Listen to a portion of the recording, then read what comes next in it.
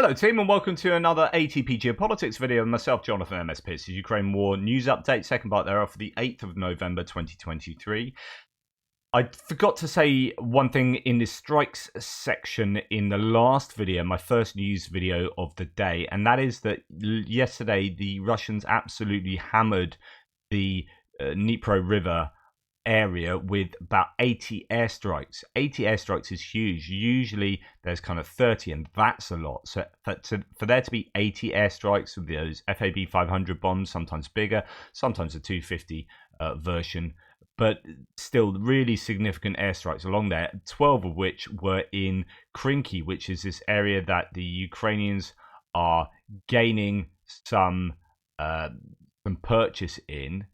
So 12 aerial bombardments there is really significant because that's a relatively small area, but 80 over the entire length of the river is significant. So the Russians really hammering the Ukrainians in that respect. Okay, now on to military aid, where we normally start. Just a general statement here. So recent combat has proven once again that you cannot endlessly substitute technology for mass, both military and industrial. The US needs to adjust accordingly, both militarily and industrially. Well, this is in response to the kind of tongue-in-cheek but not tongue-in-cheek comment from Gareth Jennings here. Lesson of Ukraine war is the amount of munitions you burn through. Think of a ludicrous number, double it, add a zero, you're still not there. That's the official. That's an official under the Chatham House rule, IFC 23. So, in other words, whatever amount you think you need to be manufacturing in your industrial military complex, particularly with regard to ammunition, you need to double that and add a zero. There needs to be a massive amount of artillery ammunition, of mortar bombs, so on and so forth, of cruise missiles and drone munitions.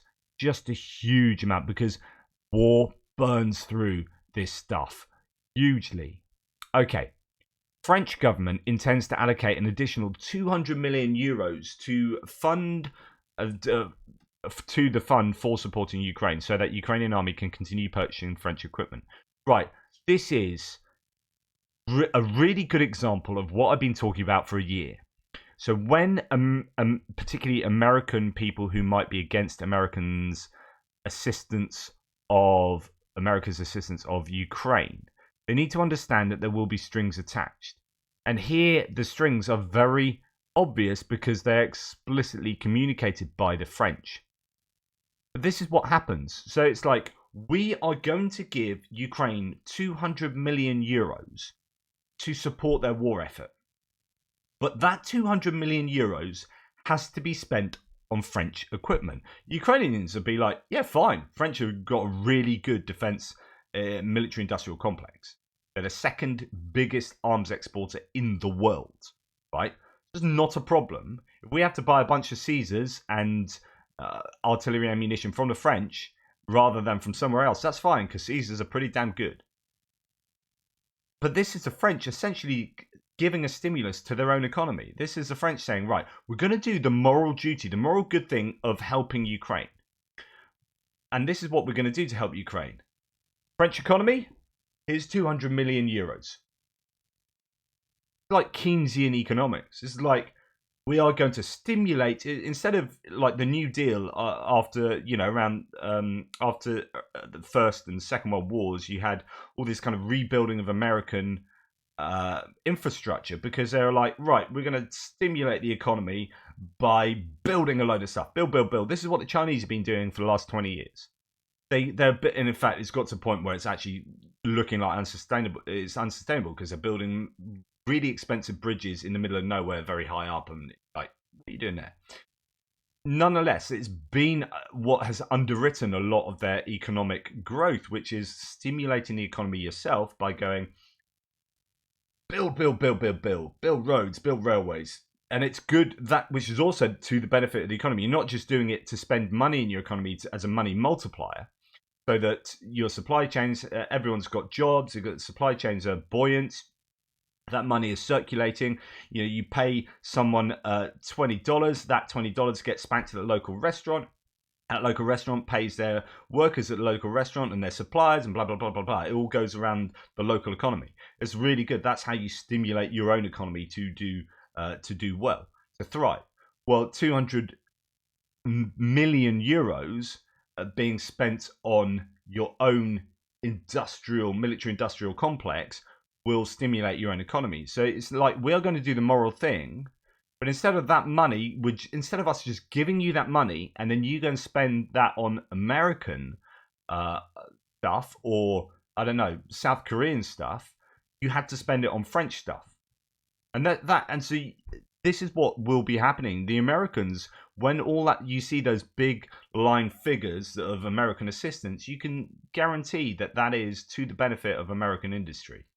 That is not America giving a bunch of stuff to Ukraine. Thank you very much for observing our massive charity here. Not that. There will be strings attached. Anyway, US Senate Democrats block a bill to aid Israel without Ukraine support. So this was the $106 billion bill that was blocked because it had Israel, Ukraine, Taiwan, and southern border all attached, so they could hopefully get it all out in one. Then Mike Johnson, the new speaker for the House of Representatives, the Republican, said, no, we're going to split it out. We're going to do Israel separate and then keep the others together. And then Democrats in the Senate, not the House of Representatives, said, you ain't doing that. It's all or nothing. If you want the Israel support to go through, Ukraine support needs to go with it. So this is a political hot potato there, and it's not getting aid where it needs to go now. But I think this is in the best interest of Ukraine going forward. If the Senate Democrats are saying being this robust, then I think that sets a good precedent for not splitting these things up and not allowing the Republicans to mess around with giving aid to Israel and then eventually not giving aid to Ukraine. If you want that aid, so the Republicans definitely want to get that aid to to Israel, because they see pro-Palestinian rallies and pro-Palestinian sentiments as like part of the liberal worldview or whatever. So they want to help Israel a lot. Okay, if you want to help Israel, you got to help Ukraine too, and I think that's probably the right way to go about it. Top US officials urge Congress to approve $11.8 billion in the budget aid for Ukraine. Quote, without adequate and timely direct budget support, Ukraine will be unable to defend itself and thwart Russia's further encroachment toward NATO countries, the officials said. So there's still a lot of pressure to get Ukrainian assistance through, although that is less than what was planned in the $106 billion budget provision. So I don't know exactly what's going on there. Now, going on to Denmark, they're allocating 40.2 million euros to Ukraine for reconstruction needs, the Danish government has said. Funds will be used, among other things, for 20 mobile heating boilers for Mykolaiv, as well as a repair for the centralized heating system in the city. This is Denmark being very specific with their aid and saying, well, we're going to help this region. I don't know what the pros and cons are for doing that, but obviously there's going to be some strong ties created between Mykolaiv and Denmark. In addition, some of the funds are allocated for critical social infrastructure in Ukraine, the development of cooperation between Ukrainian and Danish cities. So again, it's understanding that this money won't just be a free lunch. There will be strings attached. Oh, we're developing ties between Danish and Ukrainian cities. Well, these be economic cooperation. And when they give sort of boilers, when they give things to Ukraine, it's almost certainly going to be helping Danish industry in some way, which is great. This is what you want. You want it to be a positive sum game, a win-win situation. So it's not just a win for Ukraine and a loss for Denmark in terms of that 40 million euros down the spout. It's about giving stuff that benefits us as well as you. As it says, as well as for the work of Danish non-governmental organizations implementing the projects in Ukraine. We're going to give you 40 million euros and we're going to help implement that, and that'll employ our people. And it goes back to the same point as France. It's like, this is an economic stimulant at a time when the economies are looking a bit precarious because of demographic shifts and all sorts of global variables. Right, and domestic variables. Euromaidan Press reports that Germany is to help Ukraine restore internet connection in territories liberated from Russian troops through a grant program worth over $740,000. The funding would cover equipment, rent, and network maintenance of Ukrainian companies participating in the program. And again, here you probably got German tech companies heavily involved in that. So we're going to give you a bunch of money, and our companies will help support, because actually that money will go through our own companies as they help you. So it's about stimulating our own economy to help yours. President Zelensky has confirmed more NASAM, so these are Norwegian or National Air Defense Systems, being received and already in use in Ukraine. Talking about the idea of air defenses to help defend against these aerial bombardments using the guided glide bombs. These are released from airplanes sort of 70 kilometers behind the front line. In order to combat that, you need, as I've said before, something like a Patriot or SAMP-T air defense system very close to the front line. But in order to hit a plane that's 70 kilometers from the front line, you need it right on the front line. And if you're going to place a Patriot on the front line, that you're asking for it to be blown up by bloody mortars, shell, howitzers, whatever. This is really, really dangerous. I've said previously it would be great to have some of the longer range Patriot systems in the Zaporizhia region or even the Kherson region to stop exactly this. There is no other way to stop these planes from doing what they're doing, and they are exacting huge amounts of costs to the Ukrainians in their aerial bombardments. You either move air defense systems further to the front, but then you've got two issues. They're vulnerable themselves to being hit, but also you're taking away from somewhere like Kyiv, and then Kyiv can be hit by air attack, by cruise missiles and Shahed drones. So what the calculation essentially is because we only have only so many air defense systems, is we would rather defend the air above Kyiv than the front line around Dnipro, and that is unfortunately what they have to say. Now they are getting 5 Patriots that they're buying off Raytheon, and other launchers I think are being given, and NASAMs and hopefully SAMP-T, but it's about the range of these systems. You want the longest range systems, and you need them at the front line, but can they afford to put them near the front line? Who knows? You might see something like Andrew Perpetual was talking about this last night, about how you might see something like doing a surprise ambush where you move a Patriot system into place just for 1 day's activity and then get rid of it. Possibly what they did when we saw something like 5 helicopters, was it, and then an airplane or something like that in the Sumy region, but up in the north, Sumy, maybe Chernihiv, where inside Russia suddenly they lost like 5-6 airframes in 1 day, and that later came out to be probably was a Patriot system working there. And it could have been that the Ukrainians moved the Patriot system into position, took out a bunch of stuff, and then got it out of dodge really, really quickly, so it wasn't vulnerable itself. I'd imagine something like that is feasible. Is it plausible? Are they likely to do it? I don't know, but it is possible. These things aren't really quick to set up and then get down. It's not like a shoot and scoot of a HIMARS. These are big batteries that take a lot of effort, but you could imagine a situation where they come and set one up, take out a bunch of airframes that are dropping these bombs, and then get out of there. Or maybe set one up and then move it from Zaporizhia down to Kherson to take out planes that are attacking Kherson, and then back somewhere else. But again, you are opening yourself up to that system being hit itself. Anyway, I just thought I'd throw that one in there. So more NASAMs have been delivered, received, and are being used. Right. The Netherlands, the first 5 F-16s have been sent from Holland to Romania for the training of Ukrainian and Romanian pilots. It's not just for Ukrainian pilots, it's also for Romanian pilots going forward. Again, it's this positive sum gain. It's not just about helping out Ukraine here, it's about helping out NATO. In total, the Netherlands will supply 12 to 18 of these fighters for the European Training Centre, which will soon be opened in Romania, said the Ministry of Defence. Ukraine is to receive Czech, or has received Czech Striga multiple launch rocket systems. 61st Separate Mechanized Brigade received these Czech 122 mil Striga multiple launch rocket launchers. Good news for the Ukrainians there. Right, now we have an awful lot of geopolitical stuff to talk about, so let's race through it. Quote, the US is not pushing Ukraine to peace talks with Russia. We have said repeatedly nothing should happen about Ukraine without Ukraine.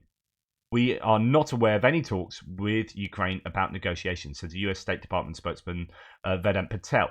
Now, this is super important because there have been these leaks that EU and UK officials have been pressuring Ukraine to go into peace negotiations with Russia. Of course, this is really counterproductive, and a lot of pro-Ukrainians are saying, no, that's absolutely not the right way of doing things. And it could just be PSYOPs leaks, it could be, pro-Russian leaks, it could be, I don't know, or just pertaining to people who are somewhat more pro-Russian, wanting this to happen and leaking that they are pressuring the Ukrainians, but actually there's no meaningful pressure. The US has consistently said, peace needs to come from Ukraine concerning Ukraine. It's not up to us to decide that. Okay, the US, sticking on the US, they've indicted 7 individuals, 3 companies for allegedly transporting dual-use technology to Russia. This is so important, and it's really good that different nations are being quite strong on this. The US court indicted 7 individuals and 3 companies for their alleged role in transportation of dual-use technologies to Russia. The individuals and companies named, whose addresses are listed as being in the US, Russia, Canada, and the United Arab Emirates, were allegedly involved in a complex multinational scheme to export US-produced electronic components to Russia. It's really important that gets stopped. Amidst the Israel-Hamas war, the G7 chair, Japan, affirms the group's steadfast, so this is a group of 7, the 7 most powerful, richest nations in the world, to reaffirm the group's steadfast support for Ukraine. Strict sanctions on Russia and unchanging commitment to Kyiv are priorities. This is really important messaging from both Japan and the G7, that in light of the Israel-Hamas conflict, Ukraine is still massively important and they are still a huge priority. Now, the EU believes Ukraine has implemented 4 of 7 steps needed for membership talks. There's all this conversation at the moment about whether there's going to be really good news forthcoming with regard to Ukraine's accession to the EU, that perhaps there's going to be some really positive news being released by the EU. 4 out of 7 steps have been implemented. The European Commission believes Ukraine has fully implemented these required to start EU accession talks, according to an internal Commission document obtained up by Radio Free Europe, Radio Liberty. That's, I think, good news. I think 4 out of 7 is great considering they are in a war and they're still doing those things. Indeed, as the quote here goes, the current government has implemented more reforms during wartime than the previous government over the last 30 years. This shows that pushing reforms in Ukraine is possible, says Victor Mikula, ambassador of Romania to Ukraine.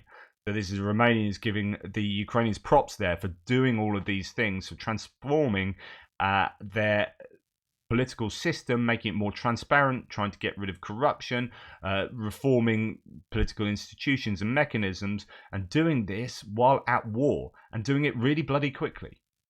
Moscow has formally withdrawn from the Treaty of Conventional Armed Forces in Europe. The 1990 treaty placed limits on the deployment of military equipment to maintain a military balance between NATO and the then Warsaw Pact countries. So what this entails is, Russian troops and people coming to, say, the UK, walking around military bases in the UK and counting bits of equipment, and the same of NATO forces going to Russia.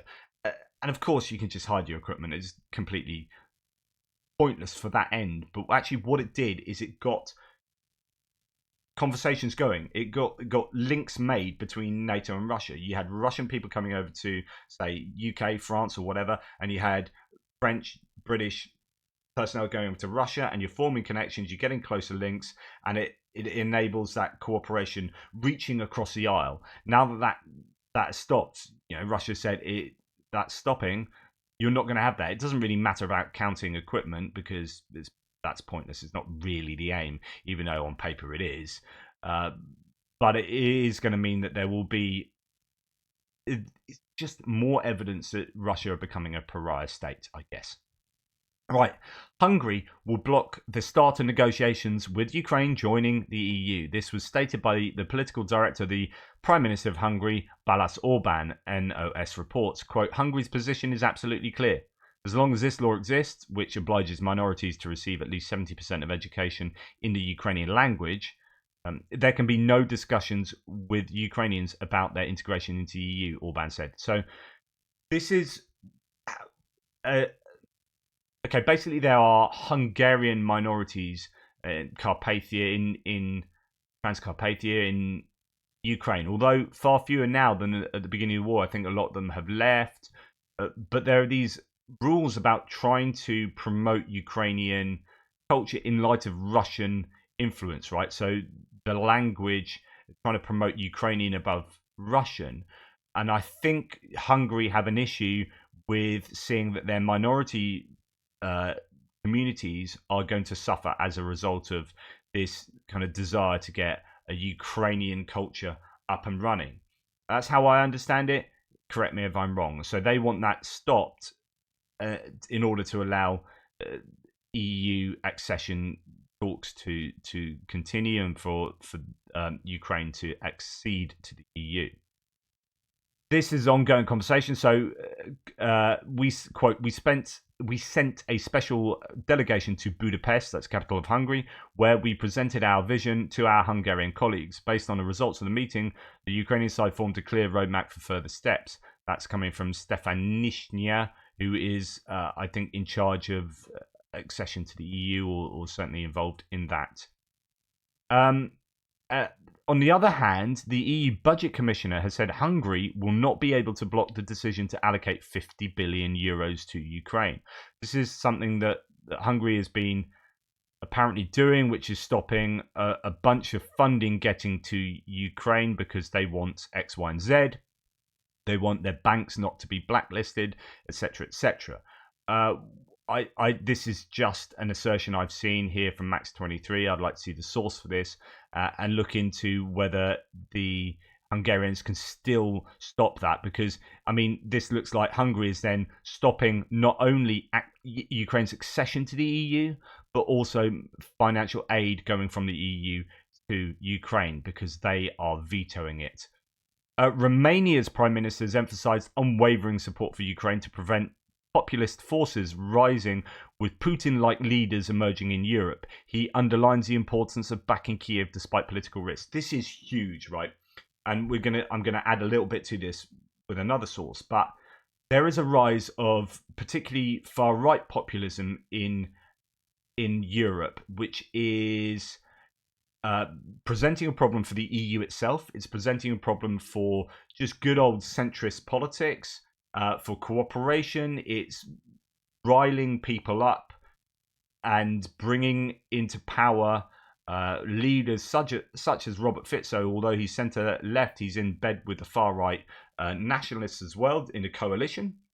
And you've got Viktor Orban's Fidesz party. You've actually got the Law and Justice Party in Poland, even though they're pro-Ukraine, they are a right-wing populist party. And you've actually got the Nordic states. You've got a lot of dissent and discord in Europe that is, I think, a sign of the times and is a real challenge. We've had a lot of stability for many decades in Europe, and unfortunately people have taken that for granted.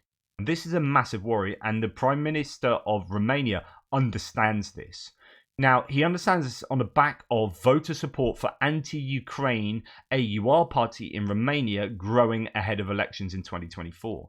So the party promotes disinformation. So we've just seen this in Slovakia, where the Russians have been heavily involved in disinformation tactics and campaigns within Slovakia. We are hearing that this is definitely the case in Serbia as well, where they're stoking ultra-nationalist sentiments there, and they're doing this in Romania. They have obviously close historical ties with Romania.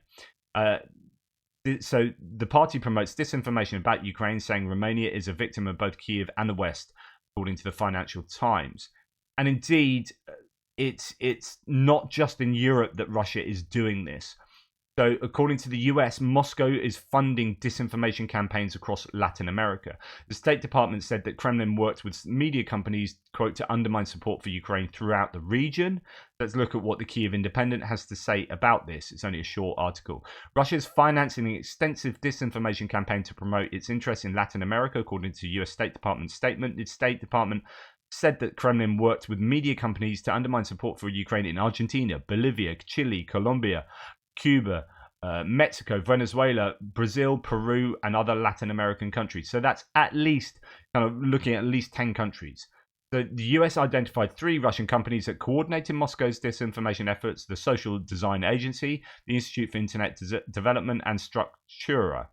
According to the State Department, the firms have, quote, a history of proliferating disinformation and propaganda to further Russia's foreign influence objectives. Russia is spending good money on this. They get such a high return on investment. Rather than going to war, they, in a conventional sense, they go to war in the information space. And this is a war that I'm involved in. I've been on the front line of this, if you like, with Russian trolls active on my threads, with reporting my channel, with demonetization attempts, with attempts to make copyright infringement claims, completely erroneously on my channel to shut down videos through India from Russia. So, I am involved in this. This is what Russia do, and they do it really well. And this is what we really need to be very, very cognizant of. In 2024, you've got US elections. Russia will be involved. They will be involved in meddling in that election in the information space. Just be warned. The openness of Latin America's media landscape further helped Russia promote pro-Kremlin narratives as if they were organic to local discourse. And this is what they do. I've done a whole video on this. The 3 companies at the helm of the disinformation campaign would put together editorial teams in Latin America and have staff in Russia to send local teams content for editing and publication. Quote, in effect, this information laundering process would see pro-Kremlin content created in Russia get localized by the curated Latin American staff, the report said. This is happening in New Zealand. Goodness sake. There's been, who was it? Reuters New Zealand, or I can't remember which press might have been an actual national press, New Zealand One or someone. I can't remember, but they had their original content was not. It was edited, and the wording changed very subtly after it was initially put out. Then one of their employees working on behalf of Russia would then edit it and change all the wording and the language and present really pro-Russian news pieces. It happens all over the world. The Kremlin is increasingly adept at hiding its influence behind a vast network of media proxies and influencers, the State Department says. Collaboration with Spanish and Portuguese language outlets and the use of aliases helped obfuscate Russia's role in controlling and disseminating certain narratives. Some stories Moscow pushed were meant to fuel anti-US and anti-NATO sentiment, while others justified the war against Ukraine. Russia aimed to convince Latin American audience that the war against Ukraine is just and that they can unite with Russia to defeat neocolonialism, the report said. This is a massive, massive challenge for the world going forward. The control of the information in your head. Now you can say I'm doing that, but I am not being funded by Moscow or by NATO. This is me doing that, and I have my biases, and I try and let you know them, right? But when you have paid operatives doing this online, this is where I say there needs to be regulation. You need to stop paid entities, national entities, doing this to disinform people directly, to feed them lies. It's not good enough to say, oh, it's a free world. We should just be able to ourselves sift through and know lies from truth. People don't have time to do that. They don't have time to do that, so they quickly take in what they're given, and if it's from what they think is a trusted source, then they take that on, and then that becomes part of their knowledge base, and then that informs their worldview. And if their worldview then informs their voting patterns, and they are voting it in a way that defends Russian national interests, then there is a really I think insidious and dangerous connection from Russia to international political landscapes, national political landscapes. This is really challenging, and there needs to be something done about it. Social media companies need to do more. They need to do more, as well as media companies themselves. Right. Properties belonging to sanctioned Russian oligarchs seized by Finnish authorities. Finland has seized 2 holiday properties valued at over 2.5 million euros belonging to sanctioned Russian oligarchs. Boris Alyoshin, Finnish public broadcaster YLE, reported on the 7th. Properties located in the Finnish municipality of Kirkkonummi were first purchased in 2018 and then expanded 2 years later. I went out with a Finnish girl when I was living in New Zealand. There you go. Happy days. Finland, random. Finland wants to ban Russian LNG imports. Finland's Environment and Climate Minister said the ban will be put forth as part of implementing the European Union's latest gas market package. This is really important. Obviously, Russia get a lot of money through their hydrocarbons. They are struggling to export gas because you need to build pipelines that can take that gas, such as Nord Stream, and that, look what happened to that. These things take decades to get properly in place. But to switch over suddenly from gas exports to LNG, which is where you liquefy the gas, means you have to, well, actually, it's somewhat easier to export LNG than to export gas, but you still have to get those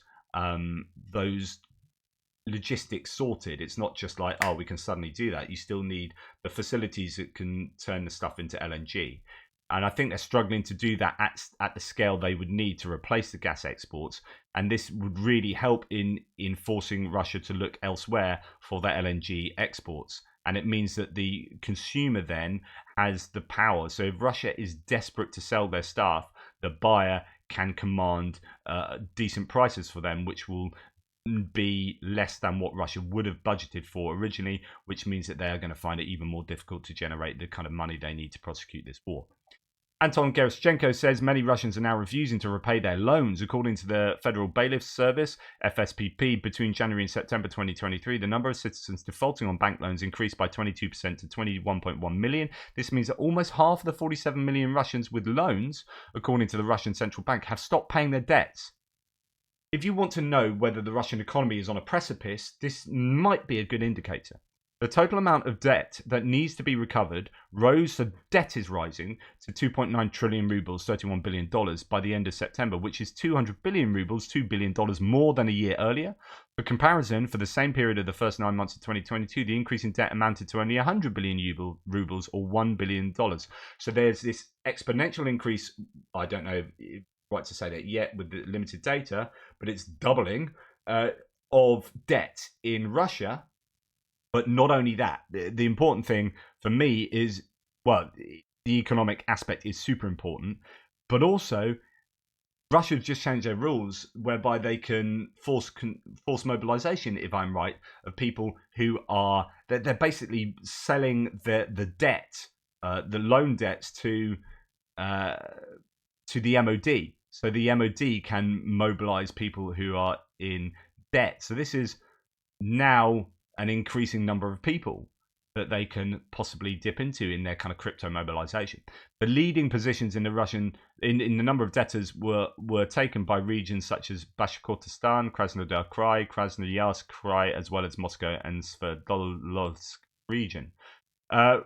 Really important data that, as far as I'm concerned, and I think Russia are just in quite a lot of trouble going forward, financially speaking, economically speaking. Somehow I missed this act of war committed by Russia in Georgia. A veteran of the Georgia-Russia war was shot dead and another citizen abducted near the border with Russian-occupied territory, says Tim White. I didn't report on this, even though I read about it. Profoundly outraged by the Russian occupying forces' fatal shooting of a Georgian citizen during an unlawful arrest, this blatant attack on the Georgian statehood once again exposes the true nature of the co-religionist brother. This is, there's a precarious relationship between the two. The Georgia Dream, the party in charge of Georgia at the moment, started with a kind of pro-EU stance, but has progressively moved away from the EU and is now basically, as far as I can work out, a Kremlin proxy. And when stuff like this happens, I guess a lot of Georgians won't know how to react because there'll be pro-Russians there, but there'll be a lot of anti-Russians as well. Bit of a mixed reaction to this. Certainly one to watch. That Georgia is one to watch in general. And then talking about another similar kind of nation, Belarus here. An exiled political activist presents the ICC, International Criminal Court, with a dossier revealing Belarusian ruler Lukashenko's complicity in illegally deporting Ukrainian children to Belarus, incorporating insights. Okay, so Lukashenko has already been implicated in international war crimes relating to the deportation of Ukrainian children, and this is what Putin is being done for, or at least has an arrest warrant on his head for, from the ICC, as well as one of his ministers too. So it's been long thought that Lukashenko is going to be in trouble with this as well. We'll see whether that turns into an ICC arrest warrant itself. Anyway, that's enough from me. Thank you so much for watching. Please like, subscribe, and share. Sorry this was a long one. I knew it would be a longer one given the amount of geopolitical stuff. Hopefully you understand that I am packing a lot of information into what seems like a long time, but it's a lot of information being given over, so that hopefully warrants the longer videos. Anyway, take care of yourselves, guys. Speak to you soon. Toodle pips.